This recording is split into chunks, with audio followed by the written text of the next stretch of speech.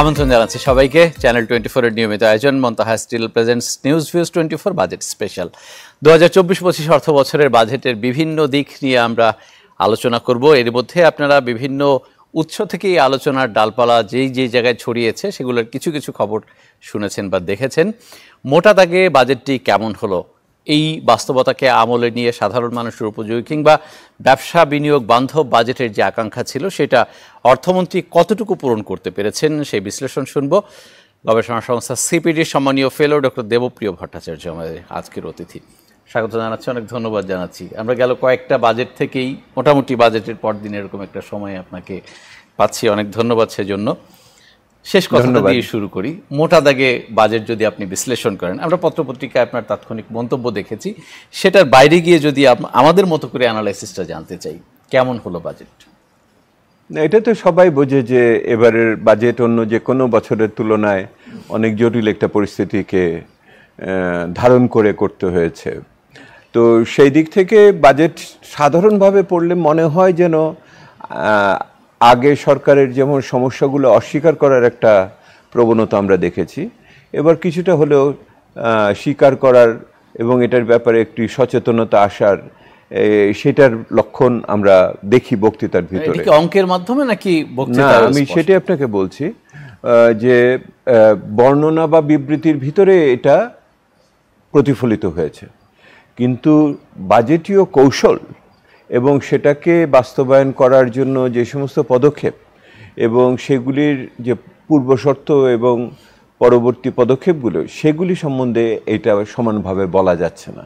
সেহেতু আমি যেটা বলি, কিছুটা চেতনা এসেছে কিন্তু উপলব্ধি আসে নাই। আর উপলব্ধি যেটুকু এসেছে সেটা কর্মক্ষমতার ভিতর দিয়ে, আপনার অভিজ্ঞানের ভিতর দিয়ে সেভাবে আমরা প্রকাশ সেভাবে পাইনি। এইটি এক কথায় বললে পরে তাই আসে না। আমরা এই পর্যন্ত যাদের কাছ থেকে মন্তব্য জানতে চেয়েছি, যাদের সাথে কথা বলেছি, সবাই তো খুব উৎফুল্ল হয়ে মন্তব্য দিয়েছেন, একমত সবাই যে বাজেট সরকার যেহেতু আয়তনে কম বাড়িয়েছে, তার মানে সংকটটাকে স্বীকার করে একটা সময় উপযোগী বাজেট দেওয়ার চেষ্টা রয়েছে। আমরা এর আগের বাজেটগুলো যত বড়ই করি না কেন, দিন শেষে তো আমরা ছোটই বাস্তবায়ন করেছি। তো এবার আসলে এতটা বাহবা পাওয়ার কারণটা কি? না, আমি মনে করি না যে এটাতে বাহবা পাওয়ার খুব সুযোগ আছে। কারণ হলো এটা কোনো মানে আমরা অর্থনীতিতে বলি সেটা হলো যে what are the policy variables, হ্যাঁ, আর what are the really circumstantial variables. তো যেইটা আমরা এখানে দেখি, সরি, যেটা আপনি লক্ষ্য করে দেখবেন যে বাজেট যেটা আকারটা করা হয়েছে যে 5% আর্থিক মূল্যে বাড়ানো হয়েছে, এর চেয়ে বাড়ানোর ক্ষমতা তো সরকারের ছিল না। এটা হলো বাস্তবতার প্রতিফলন। কারণ এর পরেও যদি আপনি বাড়াতে চাইতেন তাহলে আপনাকে যে অর্থায়নে যে সংস্থানটা করতে হতো সেটা খুবই কৃত্রিমভাবে আপনাকে কিছু অঙ্ক বসাতে হতো, এমনই এখনও কৃত্রিমভাবেই আছে। এবং তার ফলে হয় আপনার বাজেট ঘাটতিকে ধরে আপনি তখন তো আপনি এখন যেটা করেছেন সেটা হলো বাজেট ঘাটতিকে 4.6 ধরে রেখে বাকিটাকে আপনি দাঁড় করিয়েছেন আপনার অর্থায়ন এবং তারপরে এবং আপনার প্রাক্কলনগুলো সেইটা হিসেবে, সেহেতু সেই হিসেবে দাঁড়িয়েছে। এবং দেখেন আপনাকে সাধারণ আপনি আলোচনা করলেই দেখবেন যে আপনার পুরো যেই সরকারি ব্যয় আর সরকারের যে আয়, মোট ব্যয় এবং মোট আয়, তো আপনার ঘাটতি হলো 33%, আর আপনার বার্ষিক উন্নয়ন কর্মসূচিও প্রায় 33%। অর্থাৎ তার মানে হলো পুরোটাই ঋণ করে আপনি বার্ষিক উন্নয়ন কর্মসূচি করবেন। গত বছরও ছিল, এটা কার্যত ছিল এবং আমরা প্রথমে দেখায়নি, এইবার কার্যত, এবার এখন প্রাথমিকভাবেই সংখ্যায় আসছে। সেহেতু আপনারা যে বলেন যে এর চেয়ে বড় করে নাই, এটা ইচ্ছার ব্যাপার না, এটা বাস্তবতার কারণে করা সম্ভব হয়নি। না, আরেকটা ব্যাপার আপনি যদি বলেন, আমাদেরকে নিশ্চয়ই লক্ষ্য করেছেন, বার্ষিক উন্নয়ন কর্মসূচি আমি বছরের ব্যবধানে মাত্র 2000 কোটি টাকা বাড়িয়েছি। সেটা যদি আমি আগের প্রজেকশন এবং এবারের প্রজেকশন কম্পেয়ার করি, বাজেট তার মানে যতটা বাড়ানো হলো সবগুলোই আমার অনুন্নয়ন খাতের পেছনে গেল। সেটা আমার সুদ পরিশোধে আছে, বেতন ভাতা আছে। তার মানে কি আমি যে কৃচ্ছ্রতা সাধনের নীতির মধ্যে ছিলাম, এই ব্যয় বাড়ানোর মাধ্যমে কি সেটা প্রমাণিত হলো কিনা? কৃচ্ছ্রতা সাধনের নীতির তো কোনো কার্যকর প্রকাশ দেখি নাই।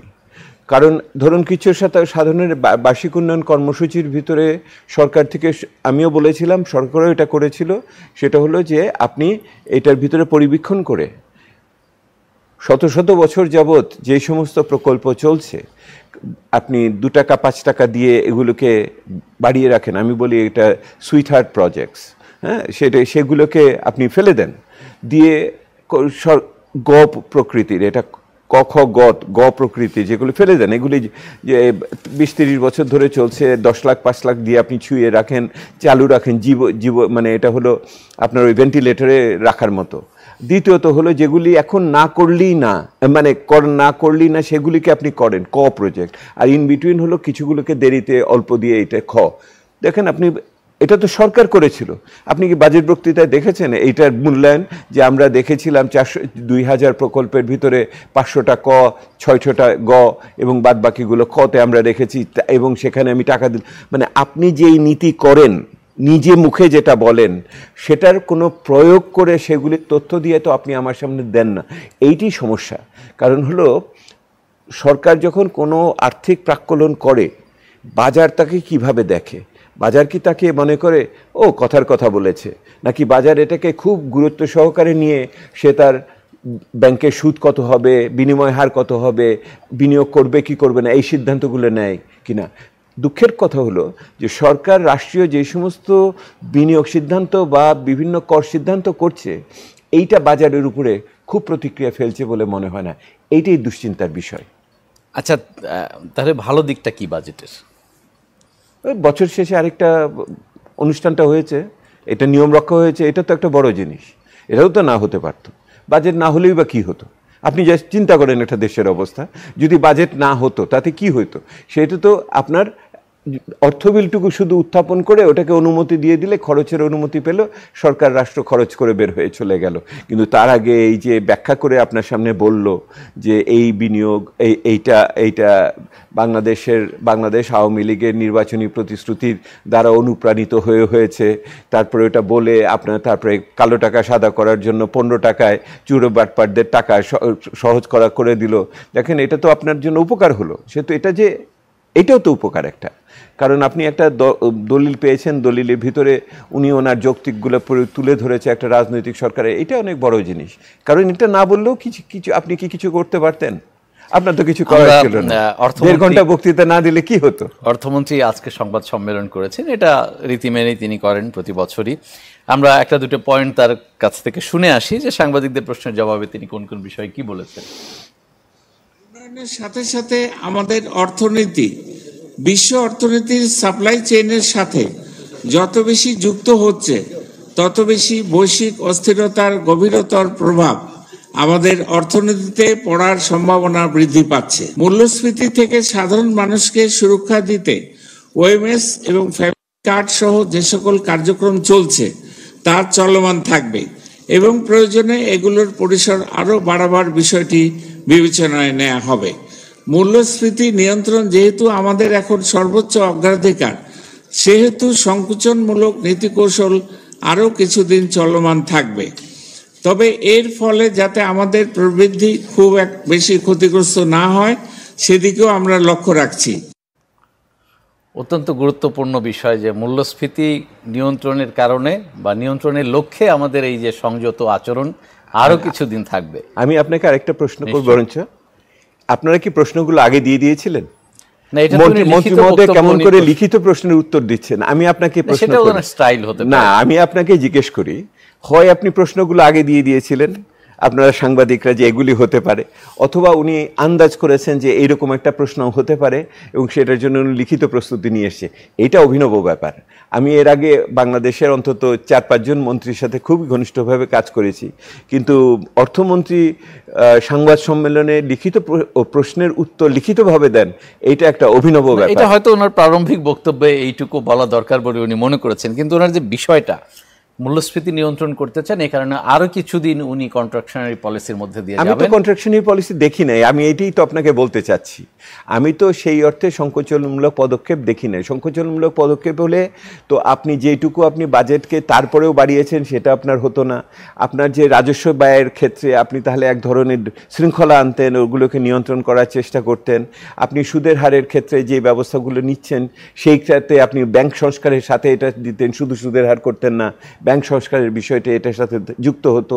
এটার সাথে আপনার যেই মানে সাপ্লাই সাইডের কথা তো বলেছেন উনি, সেই সাপ্লাই সাইডের সবচেয়ে বড় হলো দেশের ভিতরে আপনি IMF-এর শর্ত অনুযায়ী যে সমস্ত ক্ষেত্রে রেয়াতগুলো ছিল তুলে দিচ্ছেন, সেগুলোকে আপনি কাটটা তুলছেন, কাটটা রাখছেন, ওটা স্বচ্ছভাবে বলতেন। আপনি কি বলতে পারবেন কাটটার উঠেছে, কাটটা আছে?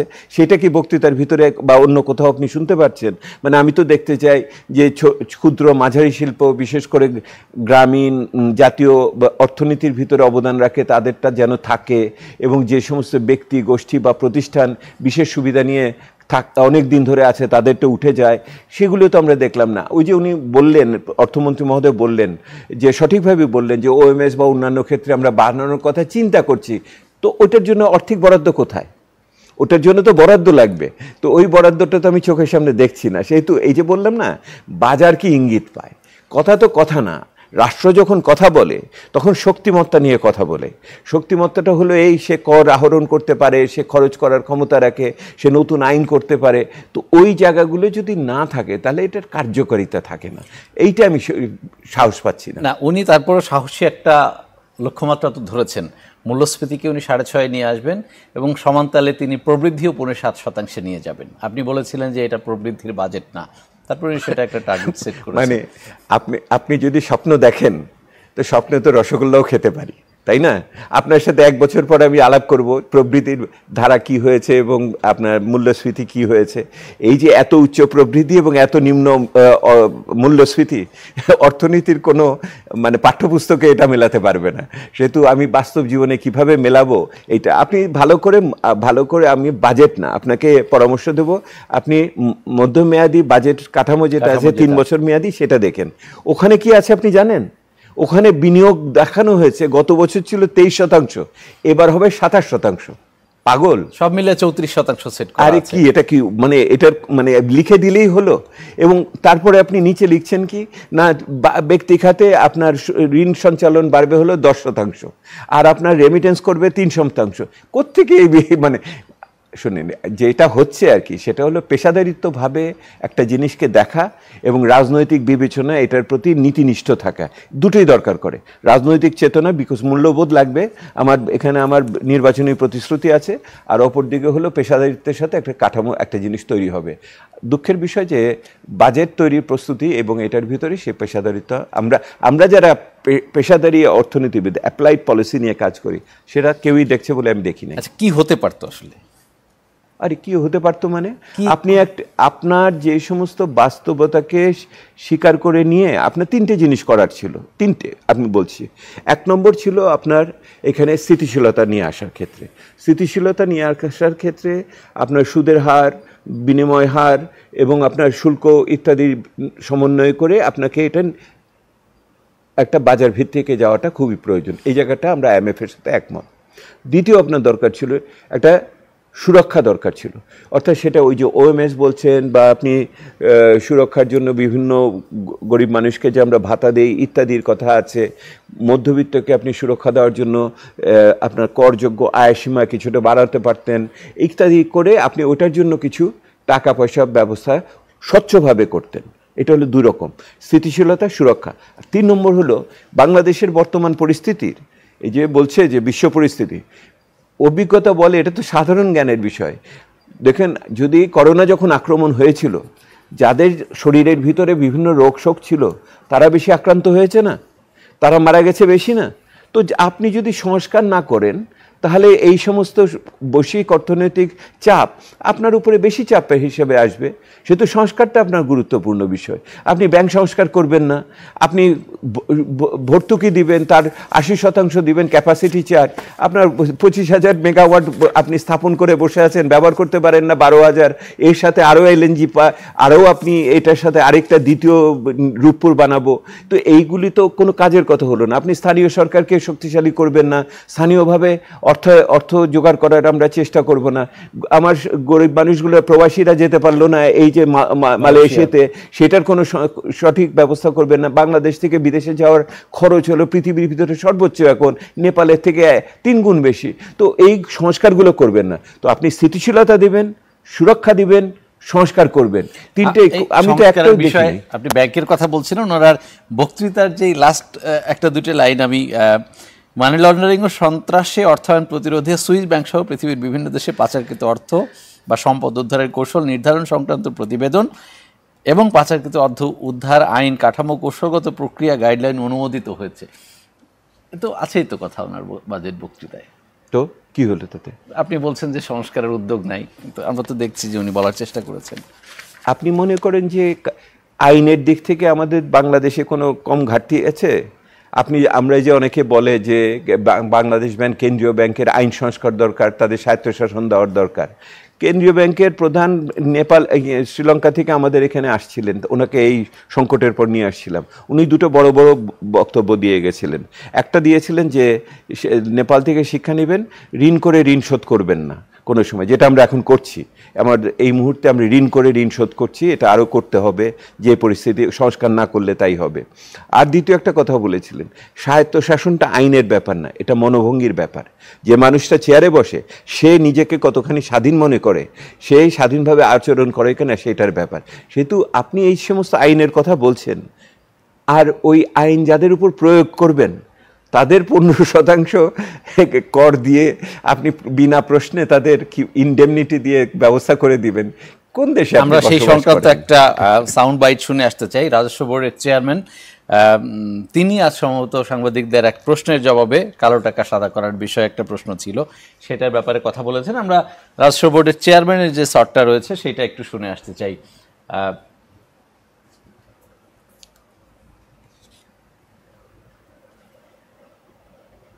আমরা একটু পরেই আমরা আসবো এনবিআর চেয়ারম্যানের যেই জন্য রিটার্নে দেখানো হয়নি, অজ্ঞাতর কারণে রিটার্ন দেখতে পারা যায়নি, অথবা অন্যের মাধ্যমে আমি রিটার্ন জমা দেওয়ার কারণে, আমাদের অনেকেই নিজে রিটার্ন জমা না দিয়ে অন্যের মাধ্যমে রিটার্ন দেন, অন্যের মাধ্যমে রিটার্ন জমা দেওয়ার সময় এই তথ্যগুলা কোনো কারণে বাদ করে গেছিল, ভুল হয়ে গেছিল। যে কালো টাকা যারা তৈরি করেন, কালো টাকা কিন্তু যারা তৈরি করেন তারা ইকোনমিতে ব্যবহার করার জন্য করেন না।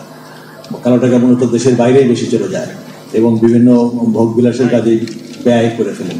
ইকোনমিতে ব্যবহার করার জন্য কালো টাকার তেমনই হয়। সো আমার মনে হয় আমরা সেই পয়েন্ট থেকে যে রিটার্নে সুযোগ দেওয়ার জন্য এই অ্যামনেস্টির বিষয়টি রেখেছিলাম। ব্ল্যাক ইকোনমির সাইজটাও তো আমরা এনবিআর ক্যালকুলেট করবে না, এটা হয়তো ব্ল্যাক ইকোনমির সাইজ ক্যালকুলেট করতে হলে অন্য কোনো প্রতিষ্ঠান করতে পারে। এনবিআর এই ব্ল্যাক ইকোনমির সাইজ ক্যালকুলেট করার এখতিয়ার নেই। বলেন না, উনি কি বলার চেষ্টা করেছেন? আমি পুরো কথাটা বুঝি নাই, কারণ হলো উনি বলার চেষ্টা করেছেন যে কালো টাকা তো আসলে যারা আয় করেন তারা মানে সরকারকে দেখানোর জন্য আয় করেন না, তো ভোগবিলাসে ব্যয় করেন বা দেশের বাইরে নিয়ে যান, তো সেইটা যাতে আমরা ধরে রাখতে পারি এই জন্য এই সুযোগটা দেওয়া হয়েছে। তো উনি তো এটা বললেন না যে কালো টাকার উৎস বন্ধ করতে হবে। একটা সরকার, আপনি যদি বলেন যে আমি মানুষ মেরে ফেললে পরে আমি তার বিচার করব, আর আপনি বলছেন যে মানুষ মারাতে কোনো সুরক্ষা দিব না, এটা কি কার্যের কথা হলো কোনো? আপনি কালো টাকা শব্দটা ব্যবহার করছেন, জিনিসটা তো কালো, তো আপনি কালোকে কালো বলে কালোকে বন্ধ করেন। আপনি যেই ইস্যুটা হচ্ছে এই জায়গাটাতে যে আপনি কালো স্বীকার করছেন, লোকটা খুন করেছে স্বীকার করছেন, কিন্তু তারপরে এটা তো সেরকম হলো যে রাষ্ট্রপতি বিভিন্ন খুনিদের যেরকমভাবে মাফ মুক্তি দিয়ে দেয় না, ইদানিংকালে তো আমরা এইগুলোও শুনেছি দেখেছি, সেই রকম আর কি ঘটনা আর কি। ইস্যুটা খুবই পরিষ্কার। ইস্যুটা পরিষ্কার হলো যে আপনি আমাকে সাধারণভাবে ব্যাখ্যা করে বুঝান যে উনি নতুন আইন করেছেন, যে আইনে 20 লক্ষ টাকার উপরে আয় থাকলে পরে এখন 25% না 30% কর দিব আমি, সৎ ঘোষিত করদাতা। আর ওই লোকটা চোরাচালান করে আপনার বন্দুক এনে, গরু এনে, সোনা এনে, মানুষ পাচার করে অথবা অতি মূল্যায়িত সরকারি প্রকল্প করে এক টাকা জোগাড় করেছে, সেই টাকাকে সে 15% ট্যাক্স দিয়ে, এটা কোনো দেশে হয়? আর আপনাকে আমি সাধারণভাবে বলি, ওইখানে যে সুরক্ষাটা দেওয়া হয়েছে না, ওই রকম সুরক্ষা আপনি কোনো সময় আইনের দৃষ্টিতে টেকে নাই। বঙ্গবন্ধুর হত্যাকারীদের যেমন সুরক্ষা টেকে নাই, এবং পরবর্তীতে আপনি এই যে আপনার এই যে সুরক্ষা দেওয়ার চেষ্টা করা হচ্ছে আপনার জ্বালানি খাতে, এটা কোনো দিন আপনার যেমন আইনে ভাবে টেকানো মুশকিল হবে কোনো দিন, কারণ হলো এটা মৌলিক মানবাধিকারের পরিপন্থী, এটা কোনো সময় হয় না। একটা মানুষকে হত্যা করে যেমন তার বিচার পাওয়াটার একটা নৈতিক এবং মৌলিক অধিকার সাংবিধানিক, ঠিক একই রকমভাবে কেউ যদি কারোর প্রতি অন্যায় আচরণ করে আইন ভেঙে কোনো অর্থ উপার্জন করে থাকে, তাকে কোন সরকার সুরক্ষা দিবে, এইটা কোনো সরকারের কাজ হতে পারে না। এইটা কোনো সময় আইনের দৃষ্টিতে আপনি যে কোনো একটা ভালো সুপ্রিম কোর্টে একটা রিট পিটিশন করলে পরে, আজকাল তো অনেকেই ভালো ভালো পাবলিক ইন্টারেস্ট লিটিগেশন করে যে জনস্বার্থে বিভিন্ন, এইটা করলে পরেই টিকবে না বলে আমার ধারণা আর কি, যেটুকু আমি বুঝি আর কি। সেহেতু উনিও যে কথাটা বলছেন ওটা উনি আদিষ্ট হয়ে বলছেন কিনা তাও আমি ভালো করে জানি না। এই যে উৎস বন্ধ করা, এইটার ব্যাপারে কি কোনো উদ্যোগ আমরা কখনো নিতে পেরেছি বলে মনে হয় আপনার?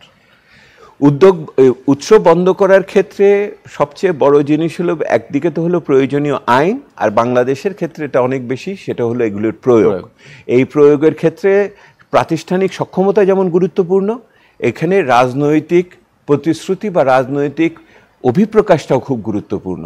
সেহেতু এই যে আমাদের প্রতিষ্ঠানে বিভিন্ন সরকারি কর্মকর্তারা আছেন, তাদের চেয়ে তো অনেক অনেক ক্ষমতাশালী বিভিন্ন গোষ্ঠী ব্যক্তি আছে যারা মধ্যরাত্রে আপনার ব্যাংক কিনে নিতে পারে। তো সেহেতু সেইটা যদি থাকে তাহলে তারাও কিন্তু প্রশাসনের লোকগুলি সৎ যোগ্য হওয়ার পরেও তারা তাদের দায়িত্ব পালন করতে পারে না। এখানে গণতান্ত্রিক জবাবদিহিতার একটা বড় বিষয় রয়ে গেছে, যে আসলে সরকারের বাংলাদেশে জনপ্রতিনিধিরা সঠিকভাবে নির্বাচিত হয়ে জনগণের পক্ষ হয়ে সংসদে কথা বলতে পারছেন কিনা দেখেন। এই যে দেখেন আপনি সংসদীয় কমিটিগুলো কি একটাও ঠিকমতো কাজ করেছে এই বাজেট প্রস্তুত করার ক্ষেত্রে? অর্থ বিষয়ক স্থায়ী কমিটি কখন বসেছে, কখন দেখেছে? অনুমিতি কমিটি কখন দেখেছে, কখন বসেছে? এগুলি তো, বা পরিকল্পনা কমিটি কি এডিপি একবারও দেখার সুযোগ পেয়েছে? তো আমার তো সরকারকে পরিচালনা করার জন্য একটি আধুনিক রাষ্ট্রে আমার বিভিন্ন অংশ এটা প্রকাশ আছে, সেগুলি যদি আমি কার্যকর করতে না পারি তাহলে আপনি কেমন? এর আগের একটা ইন্টারভিউতে আপনি বলেছেন যে অর্থনীতিতে ডায়াবেটিস হয়েছে, আমরা এই বাজেটের মাধ্যমে সেই ডায়াবেটিস নিরাময়ের জন্য প্রয়োজনীয় ওষুধ বা অন্যান্য যে উপকরণ দরকার হয় সেটা সাপ্লাই করার ইঙ্গিত দিয়েছি কিনা, আমি ছোট্ট একটা বিরতির পরে আপনার কাছ থেকে উত্তর জানব। দর্শক, আপনারা Montaha steel presents news views 24 budget special দেখছেন। বিরতির সময় হয়েছে, সাথেই থাকবেন।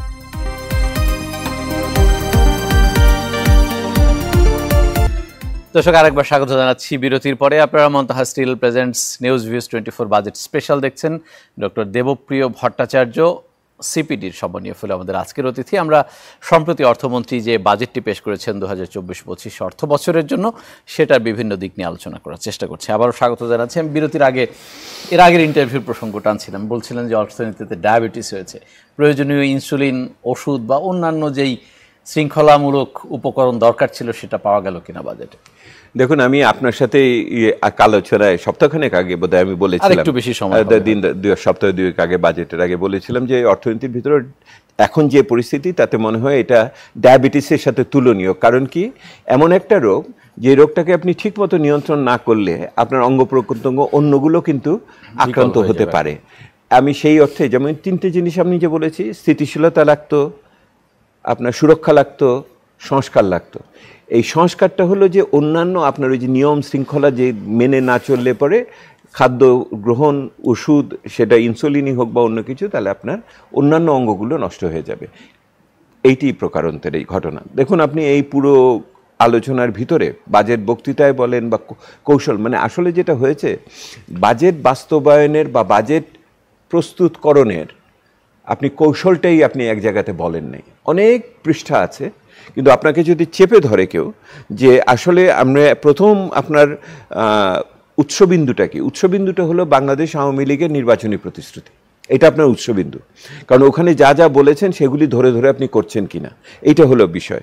এবং এইটা হলো এক নম্বর। এবং সেটাকে বাস্তবায়ন করতে গিয়ে আপনি কী কৌশল অবলম্বন করছেন, বর্তমান আর্থিক বাস্তবতা, এইটা হলো দুইটা। এবং তৃতীয়ত যেটা হলো, এটা যে বাস্তবায়ন হবে সেইটা নিশ্চয়তার জন্য আপনি কি কাঠামো দাঁড় করিয়েছেন। এইটা হলো তিনটা জিনিস। তো বাংলাদেশ আওয়ামী লীগের নির্বাচনী প্রতিশ্রুতি ওনারা তো বিস্তৃত হয়ে গেছেন বলে মনে হয়। সেখানে বলা হয়েছিল সুশাসনের কথা, এবং সেটার ভিত্তিতে আপনার দেশের ভিতরে অজ্ঞাত উৎস থেকে আয়কে আপনি মানে চরমভাবে নির্দয়ভাবে দমন করবেন, এই কথা প্রতিশ্রুতি দিয়ে এখন আপনি প্রশ্ন ব্যতিরিকে 15% দিয়ে আপনি এটাকে জায়েজ করছেন।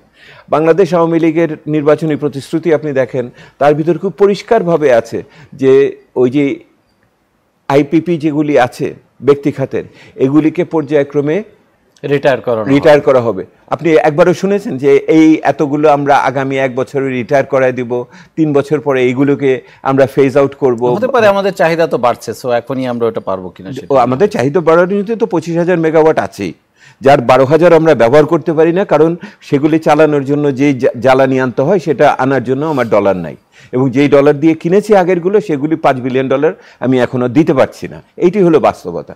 দেখেন 3 নম্বর, আপনার ওখানে যুব সমাজ সম্বন্ধে বলা আছে, তাদের কর্মসংস্থান সম্বন্ধে কি কি করবেন। আপনি একবারও শুনেছেন এই বক্তৃতার ভিতরে যে এই যে সমস্যা চলছে, এই সমস্যার ভিতরে আমি যুব সমাজকে আমি এই ধরনের সুরক্ষা দিব বা যুব সমাজের কর্মসংস্থানের জন্য এইবার নতুনভাবে আমি এইটা চিন্তা করলাম। আমরা বলেছিলাম যুব ক্রেডিট কার্ড চালু করেন, যে মানে বছরে অন্তত সারা জীবনে তাকে 2 লাখ কি 3 লাখ কি 5 লাখ টাকা দেন, সে ওই টাকা দিয়ে পড়াশোনা করুক অথবা সে বিনিয়োগ করুক। মনে করেন এটা বিনিয়োগ, এটা বিভিন্ন দেশে এইরকম সুরক্ষা কর্মসূচি যুবকদের জন্য করা হয়েছে। বাংলাদেশে যদি আমরা ভাতা দিতে না পারি, এটা করতে পারি, তো আপনি তো ওগুলি তো কিছু করলেন না। ওই যে দেখেন, আমি আপনাকে সাধারণ বলি, বাংলাদেশ আওয়ামী লীগের এইবারের নির্বাচনী প্রতিশ্রুতিতে প্রত্যেকটা এলাকাতে স্কুলে মধ্যাহ্ন ভোজনের ব্যবস্থা, মিড ডে মিলের কথা বলিয়েছেন। আপনি শুনেছেন যে মিড ডে মিলের জন্য চালু করার জন্য আমরা এতগুলো স্কুলকে এবারে নির্দিষ্ট করেছি এবং এদের পুরোটা টাকা আমরা এখান থেকে দিব। আপনি তো শিক্ষা স্বাস্থ্য খাতে তো বাড়াতে পারেননি। আমি বলতে চাচ্ছি, আপনি প্রথম ব্যত্যয় এমন হয়েছে বাংলাদেশ আওয়ামী লীগের যে নির্বাচনী প্রতিশ্রুতি আছে, যেগুলি খুবই ভালো, আমি ওটাকে খুবই সমর্থন করি, সেইগুলিকে আপনি এখানে পরিপালন করেননি, মৌখিকভাবে করেছেন। দ্বিতীয়ত, আপনি এটাকে কৌশল দিয়ে কিভাবে করবেন সেটাও করেননি। আর শেষ যেটা বিষয়, আপনি 2 টাকা দেন কি 200 টাকা দেন, ওটা তো ঠিক মতো খরচ হলো কিনা সেটা তো নিশ্চয়তা দিবেন। সেটার কি কাঠামো আপনার এই মুহূর্তে আছে? আমি তো সেটা এখনো পর্যন্ত দেখলাম না। আপনি বলেন 10 টাকা খরচ করলে 200 টাকার ভিতরে, তার মানে হলো আপনার 5% বাস্তবায়ন হয়ে গেছে। ওইটা গরিব মানুষ পেলো কি পেলো না সেটা তো আপনি বিচার করেন না।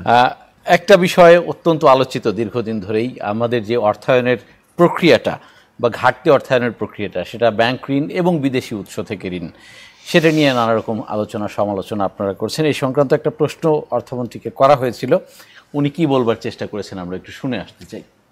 ব্যাংক থেকে যে ঋণ নেওয়া, এটা তো একটা স্ট্যান্ডার্ড প্রসিডিওর। এটা সব বাজেটে সব অর্থমন্ত্রীরাই করেন, সব সরকারই করে, এবং উন্নত দেশে এর পরিমাণ অনেক বেশি। আমরা তো এবার 5% মধ্যে এটাকে ধরে রেখেছি, কাজে এটা এত কিছু ইম্পর্টেন্ট জিনিস নয়, তো এটা নিয়ে আপনার চিন্তার কোনো কারণ নেই। আমাদের যেই সুদের দায়, সেটা সম্ভবত 1,13,000 কোটির মধ্যে প্রায় 90,000 কোটি আমাদের অভ্যন্তরীণ সুদের। মন্ত্রী মহোদয়ের কথার উত্তর দিই আর কি, মানে আমাদের সমস্যাটা কি হয়ে গেছে যে মাঝে মধ্যেই তো এখন আমরা বলি সাদা মানুষরা কি করে, আমরা কেন করব না। ইদানিংকালে তো সাদা মানুষের বিভিন্ন ধরনের উৎস থেকে আমরা এইগুলির শুনি। এখন জিনিসটা হয়েছে, এই যে বললেন উনি অন্য দেশে অন্য বড়ভাবে করেন, ইস্যুটা তো এইখানে না। ইস্যুটা হলো আপনার শোধ দেওয়ার ক্ষমতা আছে কিনা। যার শোধ দেওয়ার ক্ষমতা যত বেশি, সে তত ঋণ করতে পারে, এইটি হলো বিষয়। এখন কথা হলো যে বাংলাদেশের ঋণ করে, সরকার যে ঋণ করে, সেটা কি ক্রমান্বয়ে স্থিতিশীল আছে, কমছে না বাড়ছে? আমরা তো বাড়ছে দেখতেই পাচ্ছি। আপনি এখন, এবং সেই ঋণটা আপনি কোথা থেকে কিভাবে করেন?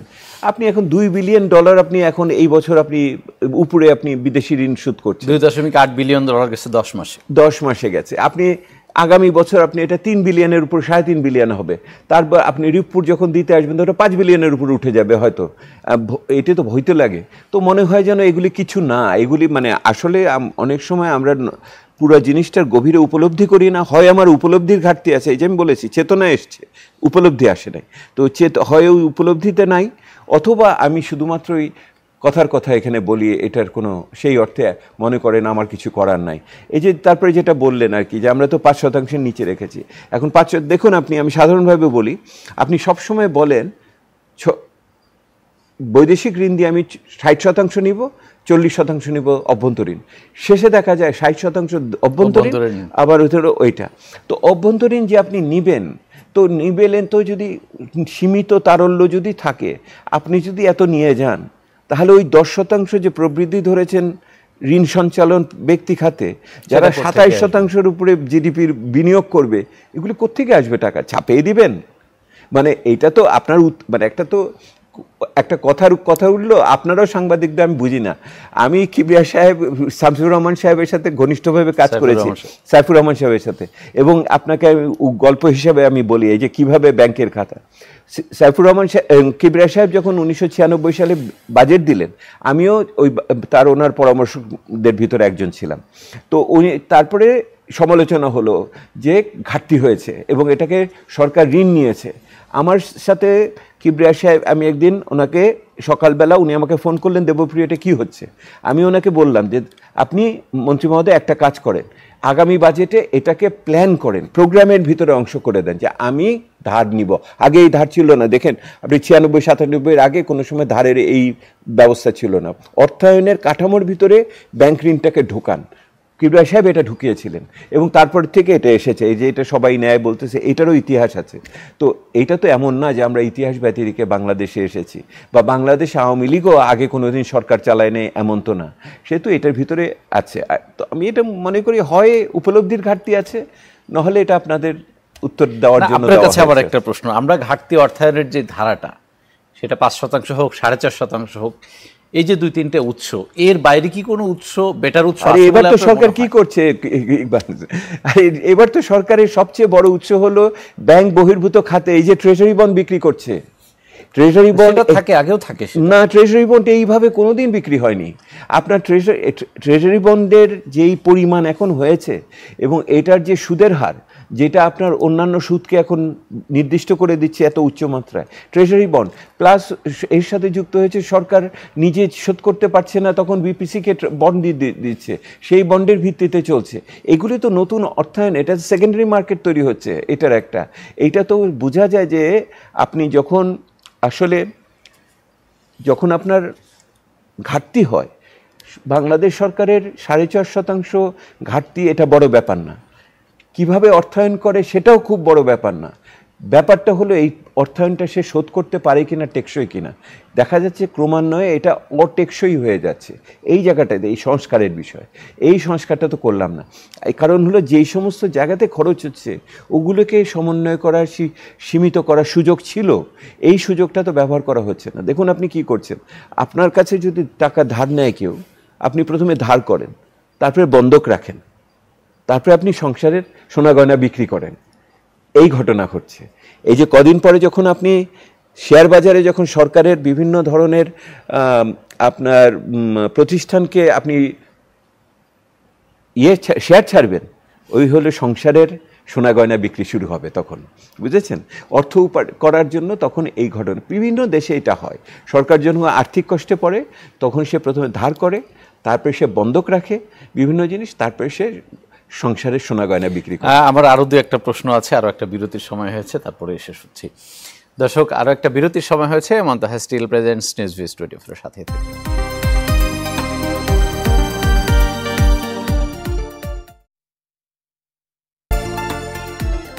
আরেকবার স্বাগত জানাচ্ছি দর্শক, আপনারা নিউজভিউজ 24 দেখছেন। মন্তাহা স্টিল প্রেজেন্টস এই আয়োজনে 2024-25 অর্থ বছরের বাজেট নিয়ে আলোচনা করছে ডক্টর দেবপ্রিয় ভট্টাচার্য, সম্মানীয় ফেলো সিপিডি, আজকের অতিথি। আবারও স্বাগত জানাচ্ছি। আমরা ডক্টর মশিউর রহমান আজকে সংবাদ সম্মেলনে উপস্থিত ছিলেন। কোন একটা বিষয়ে তাকে প্রশ্ন করা হয়েছিল, সেটা যদি প্রথমে শুনে আসতে চাই। এটাকে তথ্য অনুসন্ধান করছে, তথ্য অনুসন্ধান করার পরে তার বিরুদ্ধে নিশ্চয়ই কোনো আইনগত ব্যবস্থা নেওয়া হবে।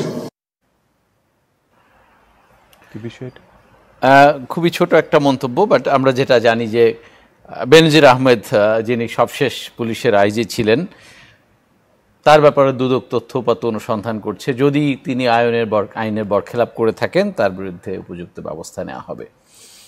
এই যে আইনের বরখেলাপ করলে উপযুক্ত ব্যবস্থা নেওয়ার একটা ইঙ্গিত বা আকাঙ্ক্ষা, এটা আপনাকে আশান্বিত করে কিনা? না, বরখেলাপ করলে আপনার মানুষ নির্বিশেষে সমস্ত নাগরিকের সমান অধিকার আছে এবং সমান সুরক্ষা পাওয়ার দেওয়ার দায়িত্ব আছে। সেহেতু যদি সেটা হয় তো হবে।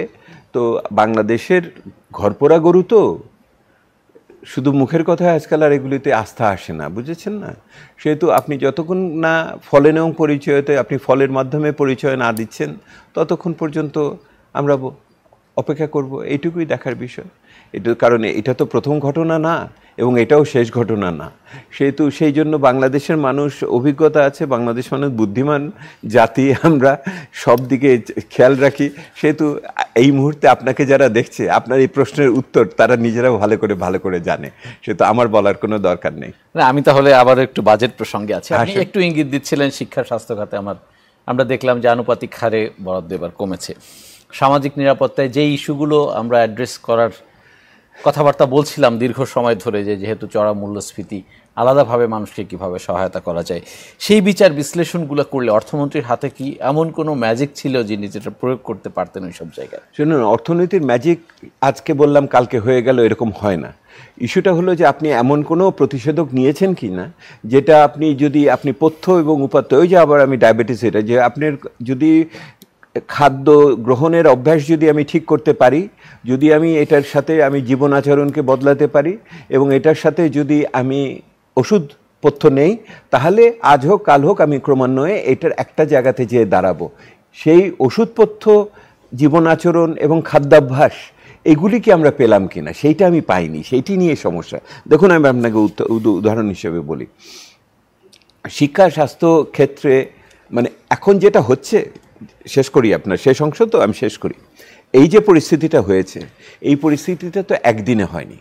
এই পরিস্থিতিটা বর্তমান সরকার ১.৫ দশক ধরে ক্ষমতায় আছে বিভিন্ন পর্যায়ে, এবং তারা ধারাবাহিকভাবে উন্নয়নের যে কাঠামোটা নিয়েছে, যে চরিত্রটা নিয়েছে, এইটার ফলাফল সুফলও আছে, এটার কিছু অসুবিধাও আছে। এই অসুবিধাগুলো এখন কিন্তু ফলাফলের উপরে আক্রমণ করছে।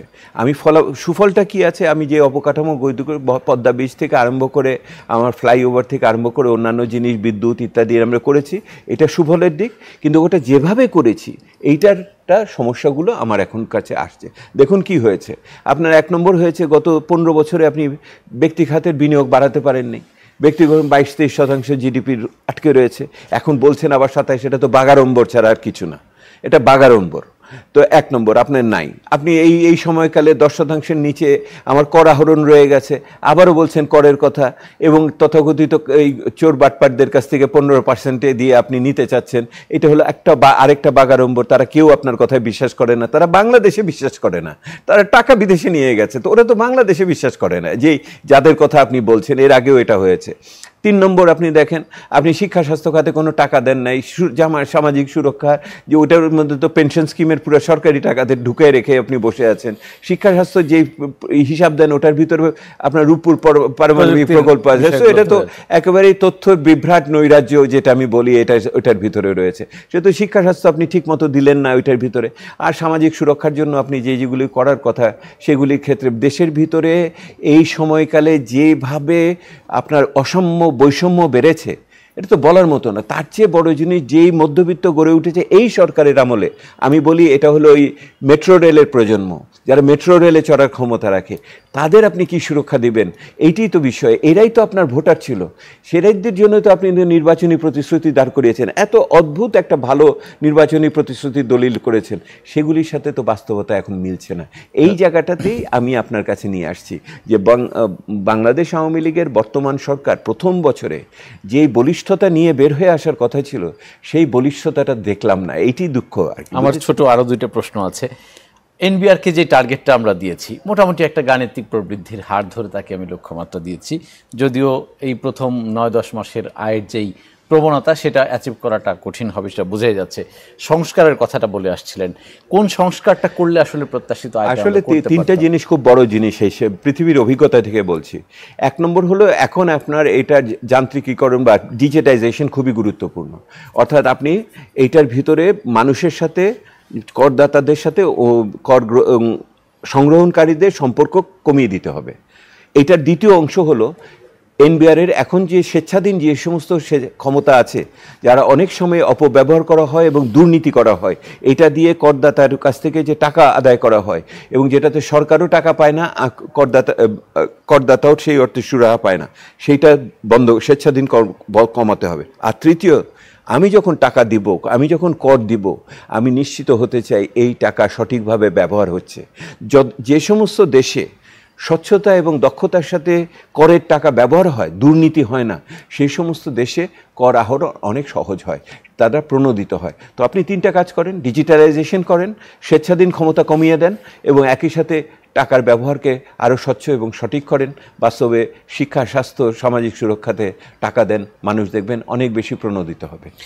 আজকে সংবাদ সম্মেলনে একটা অভিনব ঘটনা ঘটেছে, অভিনবই বলবো কারণ আমি যতবার গিয়েছি বা আপনিও হয়তো দেখে থাকবেন, এরকম ঘটনা ঘটেনি। সাংবাদিকরা প্রথমেই মাননীয় অর্থমন্ত্রীর কে প্রশ্ন করতে গিয়ে একটা অনুরোধ করেছেন, যদি গভর্নর কোনো জবাব দেন তাহলে সাংবাদিকরা বের হয়ে যাবেন। এর আগে ইআরএফের একটি অনুষ্ঠানে আপনি বাংলাদেশ ব্যাংকের প্রবেশাধিকার নিয়ে বিভিন্ন তথ্য উপাত্তের মাধ্যমে এটা বলেছেন। এইটাকে আপনি কিভাবে দেখেন? এইটা আসলে হওয়ার কথা ছিল কিনা? আমি মনে করি এটা একটা বিব্রতকর পরিস্থিতি, এটা সবার জন্যই বিব্রতকর, এটা সাংবাদিকদের জন্য বিব্রতকর, কেন্দ্রীয় ব্যাংকের জন্য বিব্রতকর, আমরা যারা এগুলির সাথে বিভিন্নভাবে সংশ্লিষ্ট তাদের জন্য এটা বিব্রতকর। কেন্দ্রীয় ব্যাংকের মানে একটি গণতান্ত্রিক সরকার যদি থাকে তাহলে সেই গণতান্ত্রিকতা প্রকাশ পায় প্রশাসনে যারা থাকেন তাদের জবাবদিহিতার ভিতর দিয়ে।